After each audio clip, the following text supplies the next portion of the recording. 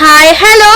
এখন কিন্তু অনেক গরম পড়ে গেছে, যার জন্য শরীরের দিকে খেয়াল রাখতে ওই রিচ খাবার বন্ধ করে কিন্তু আমাদের ঠান্ডা ঠান্ডা খাবার খাওয়া উচিত। ঠিক যেমন পাট পাতা। পাট পাতা কিন্তু শরীরকে অনেকটা ঠান্ডা রাখে।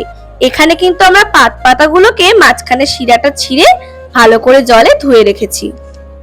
আজকে পাট পাতাটা আমি এখানে মসুরির ডাল দিয়ে কিন্তু তৈরি করব। এই পাট পাতা কিন্তু মটর ডাল দিয়েও তৈরি করা যায়। আমি এখানে হাফ বাটি মসুরির ডাল নিয়েছি। ডালটাকে ভালো করে ধুয়ে আমি কিন্তু পরিষ্কার করে নেব।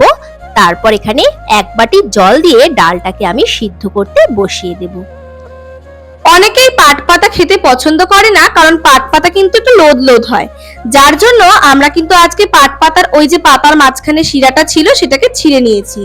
এইভাবে রান্না করে দেখবেন পাট পাতা কিন্তু একদমই লোদ লোদ হবে না। ওদিকে ডালটা সেদ্ধ হতে থাকুক, এদিকে কিন্তু আমি এই দুটো কাঁচা লঙ্কা আর কয়েকটা রসুনের কোয়াকে ভালো করে কুচি কুচি করে নিচ্ছি। যাদের কাঁচা লঙ্কা কাটলে হাত জ্বালা করে তারা কিন্তু এই টেকনিকটা ইউজ করতে পারো। এরম ভাবে কাঁচা লঙ্কা অথবা রসুনের ছোট কোয়া ধরতে অসুবিধা হলে কাঁটা চামচ দিয়ে ধরে ধরে কিন্তু এগুলো খুব সহজেই কুচি করে নেওয়া যায়। এইবার এগুলোকে কুচি করে আমরা একটা বাটির মধ্যে তুলে নিলাম। ওদিকে কিন্তু আমার ডালটা সেদ্ধ হয়ে গেছে। এখানে এই ডালটাকে কিন্তু পুরো গলিয়ে দিলে চলবে না, ডালটা একটু যেন ডাটো ডাটো থাকে। আসলে আগে কিন্তু পাট পাতা আমি একদমই খেতাম না, কারণ আমি বিয়ের আগে কোনোদিনও পাট পাতা খাইনি। আমাদের বাড়িতে এর চল ছিল না। বিয়ের পর প্রথম আমি এ বাড়িতে এসে পাট পাতা খাওয়া শিখেছি।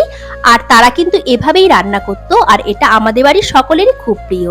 আর এই পাট পাতা দিয়ে কিন্তু অনেক রকমের রেসিপি হয়। এখানে কিন্তু আমি বেশ কিছুটা তেল দিয়ে তার মধ্যে একটু কালো জিরে, শুকনো লঙ্কা আর আমাদের কুচানো কাঁচা লঙ্কা আর রসুনটাকে ফোড়ন দিয়ে দিলাম।